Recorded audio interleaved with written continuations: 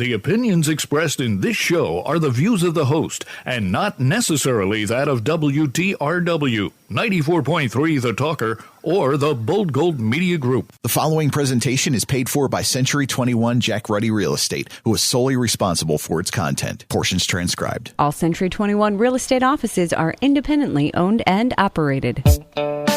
Good morning and welcome to the Real Estate Roundtable with Century 21 Jack Ruddy Real Estate on 94.3 FM The Talker. I'm Jackie Ruddy, broker, and with my co-host, fellow realtor, husband, Pat Devaney. Good morning, Jackie. How are you? I'm doing well. How are you? You beat me to it. I'm very good, thank you. We have a special guest who is in the studio with us today. The last time she was here, she was on the phone because we were in the throes of COVID. Jane Rissy, Director of the Greenhouse Project. Good morning. Hey, good morning. Welcome. Thanks for being here. We're here every Saturday at 11 a.m., Sunday at 11:30 a.m., where we review many real estate topics. We have an exceptional real estate office with many full-time realtors who've been selling, listing, and appraising real estate for over 50 years. During the week, feel free to email us with any questions you have at questions@jruddy.com. That's questions at jruddy.com, or you can give us a call at 570-344-6724. And when you go to jruddy.com, click on the webcam tab. That is the most popular page on our website, and get a live view of Dunmore Corners and see what's going on. It's really not like Times Square. No, I'm not understanding this. But the camera was out, and we started getting emails from Kansas, down south, and somebody in Alabama. We were getting phone calls. You know, your webcam is out. Thank goodness they did. They did. We didn't know it was out. We didn't know.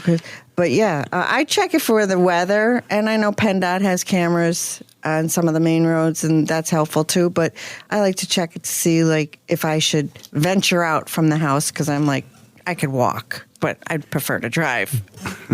Right. And this time of the year, hopefully it's not snowing anymore, but you never know. Yeah. No one ever knows.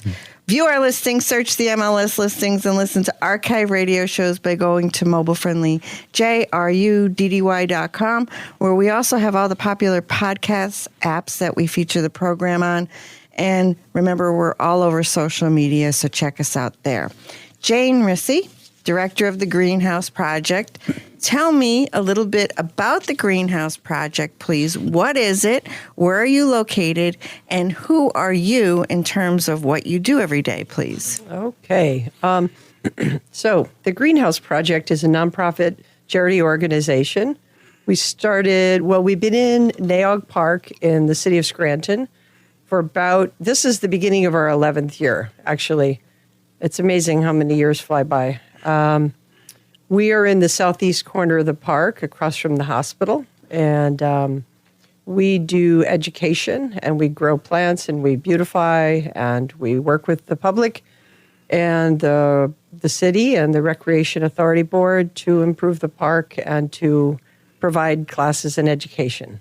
To the community. To the community, and at times to school groups, and walk-ins, and all kinds of people. Okay, so you probably, as a nonprofit, are always looking for volunteers. Yes, we sure do. And donations from the community. Absolutely. Donations, volunteers. We get really busy from March until, I'd say, the end of summer. And we could use people that, don't mind getting dirty and their hands in the soil and in community gardens. And then we also have, board of directors, and we always take donations because we provide free and low-cost programs. Do you only provide these programs to people who reside in the city?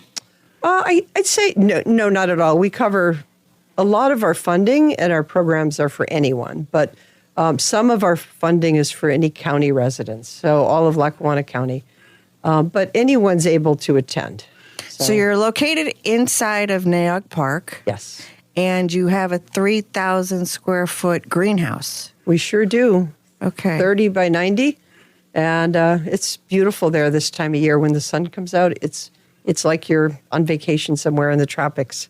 Okay. So what do you have there now for the public? Well, we just now started, and they germinated. I'd say about a week or two ago, we started all of our perennial herbs and some perennial and annual flowers, and some early start edible kind of plants like lettuces and kale and broccoli and things like that.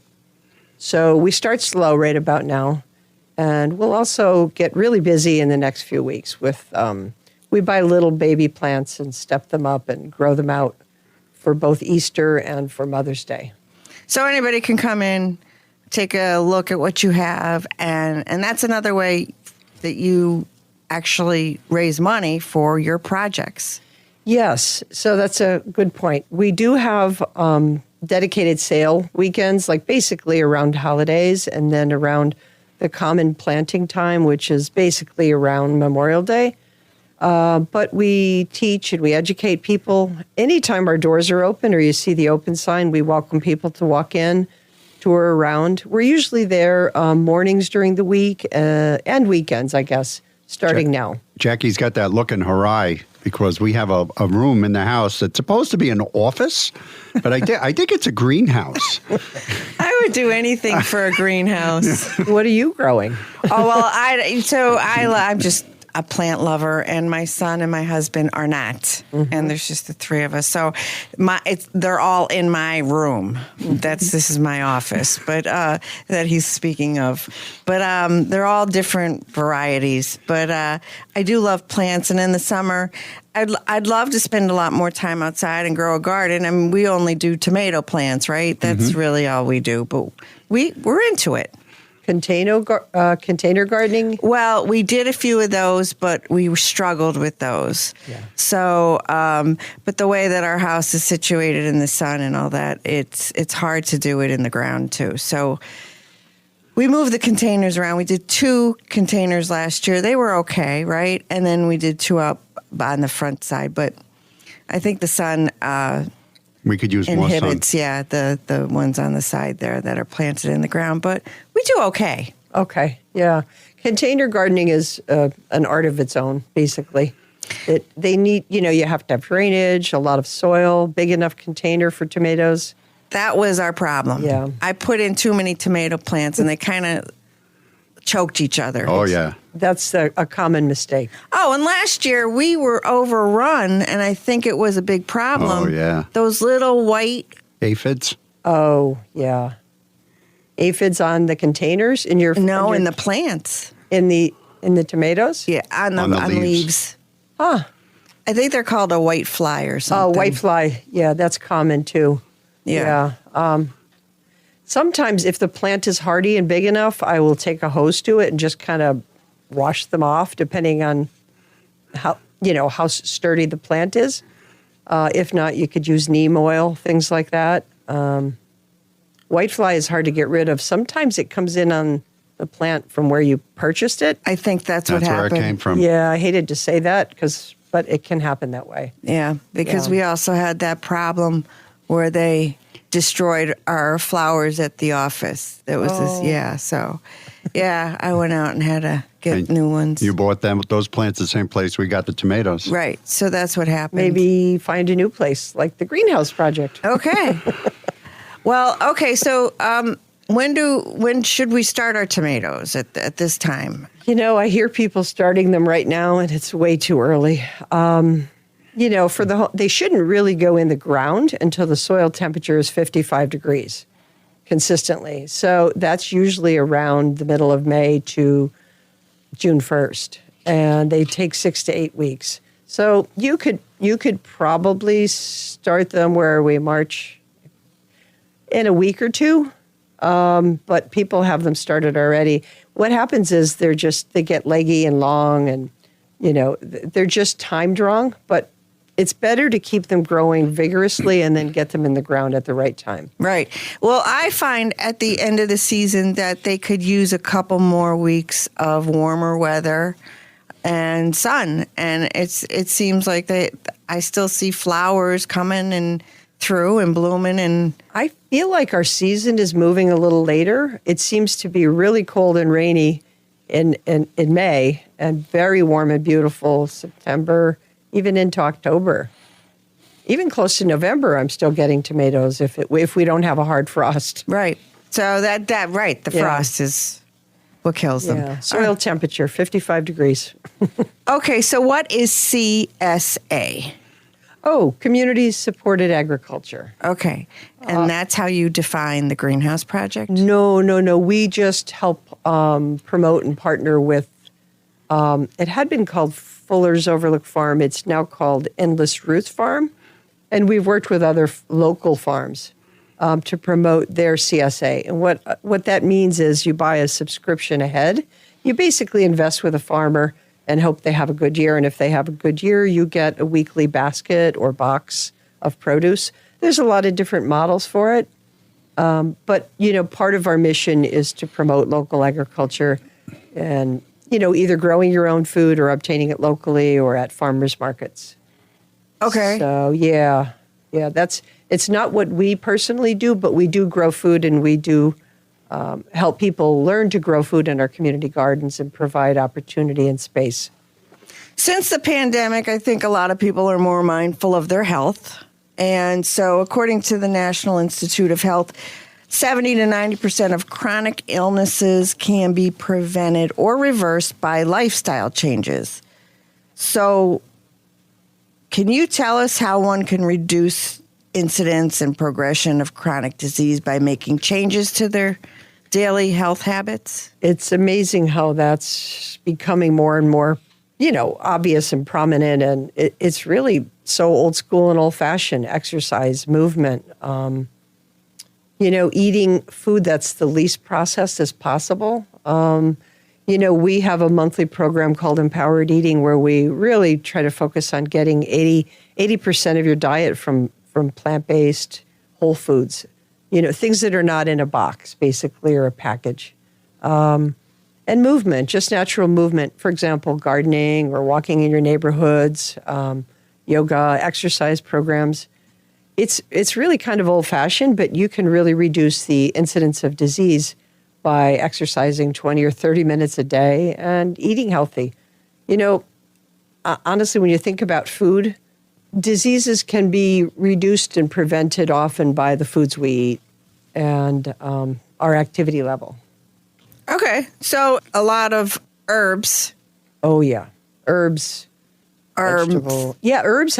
Each plant has so many medicinal properties. And, there are classes and books out there, and you could educate yourself on, if your family has a history of something, you could try to eat in a way and exercise in a way to help prevent those diseases. It's not 100%, but it's helpful. Oh, yeah. It can't hurt. Can't hurt. So a lot of people grow their own herbs. Yes. Okay. Herbs, vegetables, perennials, flowers. Yes. So herbs, you have annuals and you have perennials. We grow both and we sell both and we help teach that. So you could grow in containers, which make herbs really not, easy to access for your garden, for your kitchen. Those are usually annuals in containers, but we have both. Things like basil and parsley. Parsley is a biennial, but basil and cilantro. And then there's perennials like dill, lavender, rosemary, plants like that. Some of them take a while to grow and establish. Some are perennial in our area, some aren't. We have a lot of expert gardeners that volunteer with us who can kind of coach you through that or talk you into what you could put in a container or your yard or how to winter over a plant. So I love it because I love cooking, so I like growing herbs. Yeah, there's nothing like fresh herbs. No, delicious. Okay, very good. So you offer veggies, herbs, and planters in your greenhouse. Yeah, annuals, perennials, succulents. We work with and partners in the community like the master gardeners, and we do tree giveaway. We have landscape trees and trees that are fabulous for the environment and for pollinators and things like that. So, what type of trees? So we partner with the group, the Penn State Master Gardeners, and a group called, I think it's called 1 Million Trees, Pennsylvania. Anyhow, last year, and we're going to do it again this year, they provided native trees for the area. There was probably 40 varieties of trees, everything from... That many. Oh, yeah, poplars and elm and some fruit-bearing trees and some nut trees and things like that, and pawpaws, all kinds of things. And we gave away, I don't know, probably 1,000 or more plants, trees, seedlings. They're, maybe 18 inches high or 2 feet high.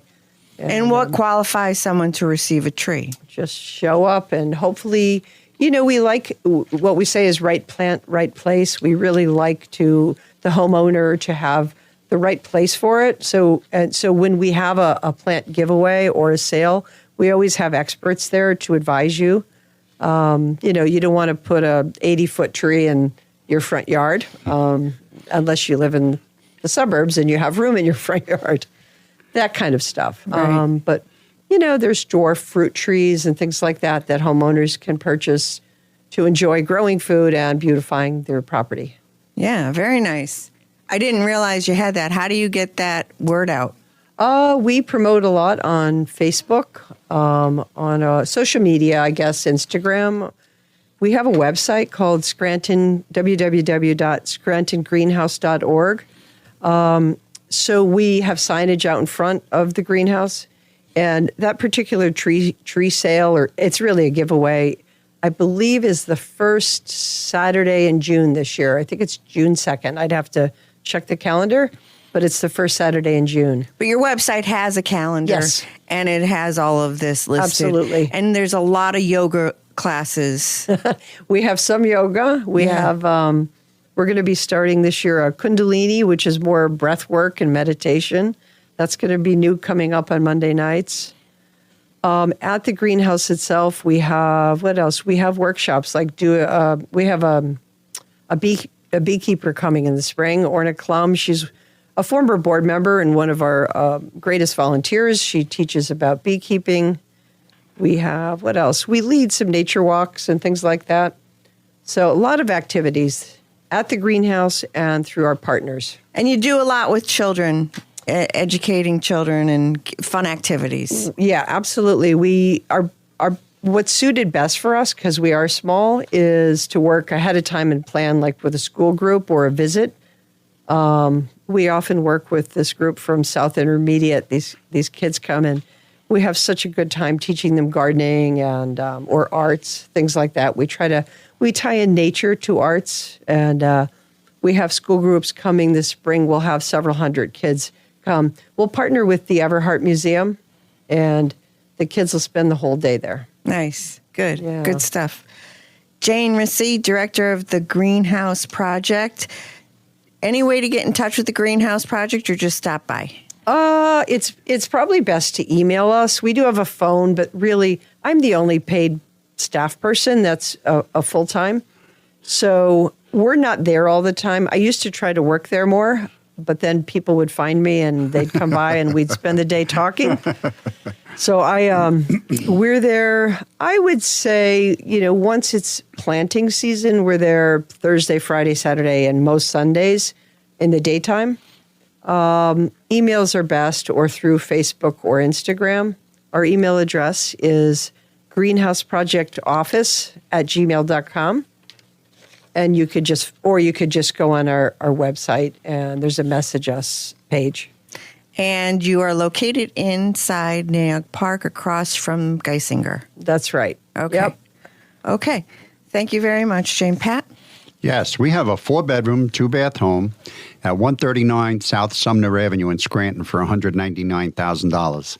This home, it's just been remodeled throughout with new sheetrock, new flooring. It's got an open concept floor plan. The new kitchen is gorgeous with new cabinets, flooring, quartz countertops, stainless steel appliances. The bathrooms are beautiful and new with tile floors. That's a remodeled 4-bedroom, 2-bath home in Scranton's west side at 139 South Sumner Avenue with low taxes of only $1,800 a year for $199,000. And that's listed by Kristen Bourne of our office. So I just recently saw on one of the news channels, I don't recall which one, but Realtor.com was being interviewed, and it was very interesting. I think you'll find this exceptionally interesting, Pat. The generations who are most optimistic despite the challenges in the real estate market when asked, do you think now is a good time to buy a home? Because the interviewer was saying that people are losing hope, nobody wants to buy a home, things of that nature, not like the media to be negative or anything. Oh my God, that would be unusual. But Realtor.com's response was the generation who is the most optimistic. Take a guess. The boomers. The millennials. Oh, really? At 55%. And then the second most optimistic, Gen Z. And they're younger than the millennials. Yeah. And then 32%, my generation, Gen X. The boomers were the least optimistic. That's because they're cranky. Yes. You wouldn't know anything about that, would you? Cranky. I'd like to take a moment to thank our sponsor this week, Disaster Blaster. When disaster strikes, northeastern Pennsylvania trusts Disaster Blaster to make things right. From water damage like broken pipes and roof leaks to mold problems, basement waterproofing, radon, mitigation, and more. Disaster Blaster offers the most services in the indoor environmental industry and is always there to help people. Serving the Northeast PA area, don't hesitate to call Disaster Blaster at 570-963-1123 or visit their website, www.disasterblaster.com. Ooh. They also make house calls. Yes, they do. That's a joke. Yes, I know. Okay. Keep tuned in to the Real Estate Roundtable with Century 21 Jack Ready Real Estate on 94.3 FM The Talker. Will return shortly after a very quick break. When considering to sell or buy a home, why choose Century 21 Jack Ready Real Estate? Let me tell you why. 70% of home buyers settle for the first agent they meet, and many regret it. 90% of home sellers hire an agent, but was it the right choice? Don't have agent remorse. I'm Jackie Ruddy, and I've been in and around the real estate business for most of my life. And at Century 21 Jack Ruddy Real Estate, we've been selling real estate for half a century. But we do not do it halfway. You deserve better than average. Average doesn't help you. We know it's all about you and what you need. Century 21 is the #1 in brand awareness, is the most recognized name in real estate, and is the most respected in the industry. In this market, if you dream big, you need to move fast. So it makes perfect sense to contact Century 21 Jack Ready Real Estate, 570-344-6724, and visit jready.com. That's JRUDDY.com. Hi, we're back with more Real Estate Roundtable with Century 21 Jack Ready Real Estate on 94.3 FM The Talker. I'm here with Pat Devaney, my husband, fellow realtor. And we're back. Yes, with Jane Rissy, director of the Greenhouse Project. Well, we're enjoying our conversation with you today, Jane. Thank you again for being here. Before we dive back into our discussion, I just like to say spring is a great time for cleaning your home and selling it. We do need homes to sell. Our inventory is still really low. Researchers at real estate data provider ADAM examined about 51 million single-family and condo home sales over the past 12 years and found that those homes sold for the highest price in April, May, and June. Of those 3 months, sellers tend to get the biggest return in May. So now may be the perfect time to put your home on the market. The percentage can drop between October and January because Americans typically buy more homes in the summer than any other part of the year, averaging 5.1 million sold in June, 5 million in August, and 4.9 million in July. Do you know why that is, Pat? No, tell me. I think many people want to be situated in their new home and place. For the school year? Yes. That's why. I did know. See, I just didn't realize that I know. Okay. All right. Jane Rissy, director of the Greenhouse Project. Not only is spring a great time for cleaning the home, it's also a great time for planting vegetables. and buying flowers. You know, I got in trouble the other day because we have these long grassy things in our driveway that I don't know what they're called. They're like a bush and they're long and they're grassy. And I forgot to cut them this year. Oh, a perennial grass, maybe? Yes. Yeah. I got in trouble. Well, you could still cut them in the spring. I'm going to cut them. Get them as soon as I get out of here, or there's big trouble. Yeah, we had a landscaper here a couple of years back, and he said the best time to cut them is in January, February. Tie them with the string and cut them almost like maybe, 2 inches? Yeah, a few inches. A couple of inches. Yeah. From the ground. Well, guess what? They're all just Kind of flopping. flopped over. Okay. Yeah. So we're going to be- get the string in the bag and tie them up and give them a good cut. It could be fun this weekend. You want to come over? Jackie You could be will, the referee. Jackie will have a supervisory role. Okay, well, the spring is a good time to clean up a yard. It doesn't hurt either to leave your plants kind of winter over. It provides opportunity and space for the critters, the pollinators, and, the little animals of the world. So you could say you did it intentionally. Yes, it was. Oh, right. Okay. So whose side are you on, Jane? I know. I just blew it. Thank you, Jane. Thank Would you like to come back next You're week? dismissed. No, I'm kidding. Yeah, it just was life is busy, so we forgot. We forgot. Yes, It wasn't- absolutely. Right. So we'll take care of that soon. But as long as we could, because I see some green coming through now, and I don't want to cut the good. That's a good point, right? Well, and it does seem to be warming up early, so that could be another problem. I'm glad you reminded me, though. We have the similar grass at our community garden, and we didn't cut it last fall. So Right. I have to get out there. And I'm just following what Jane's doing. That's all. Right. Yeah. That's it. Right. That's it. Right. And she knows her stuff. Yeah. And the hydrangea bushes. I still have the old dead hydrangea. Oh, yeah, those things. I got to get them off. So I don't know. Yeah, we better Lots get of cleanup. snipping. Me too, actually.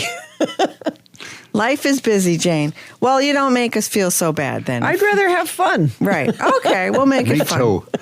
I like this girl. So neighborhoods with access to community gardens and urban farms often see an increased demand for real estate due to the sense of community, right? Absolutely. Connection to nature and availability of fresh produce and flowers and such. So, yeah, and NAOG offers trails and a lot of walking paths. And it's, a good park for families and fun. Yes, and we manage two in the hill section of Scranton, on Irving and Vine, and one on Monroe and Myrtle Street on the corners, community gardens. And in one garden, there's 30 families, and we always have a wait list, for the most part, for people to garden. And it not only does it improve property values, it helps neighbors get to know each other. So it's really an asset, and it helps to beautify a derelict or a vacant lot. And we've, in our other location on Irving and Vine, we had an outside, like a fall festival for many years we had with the kids in the neighborhood and families. So you could do a lot of good things with community gardens and the neighborhoods. Fantastic. Now, with Easter quickly approaching, you're going to have flowers for sale, correct? Yes, we are. We'll be open that whole week before Easter. We grow some things, and we also buy and just sell some things as a bit of a fundraiser for our programs and for our mission. We will, and when we do buy things, we make sure we buy from locally grown suppliers. We try to keep it all within a 100-mile radius and support our local businesses. That's fantastic. Thank you, Jane. Jane Rissy, Director of the Greenhouse Project. Once again, where are you located, your website, and your hours of operation? Sounds good. So we're located in Naog Park in the hill section of Scranton, in the southeast corner, across from Geisinger Hospital.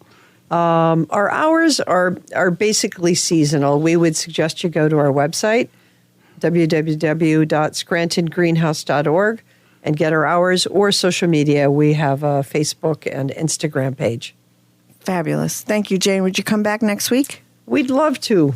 All right. Thanks. Don't forget to join us for the Real Estate Roundtable with Century 21 Jack Ruddy Real Estate, same time next weekend, Saturday at 11 a.m., Sunday at 11:30 a.m. on 94.3 FM The Talker.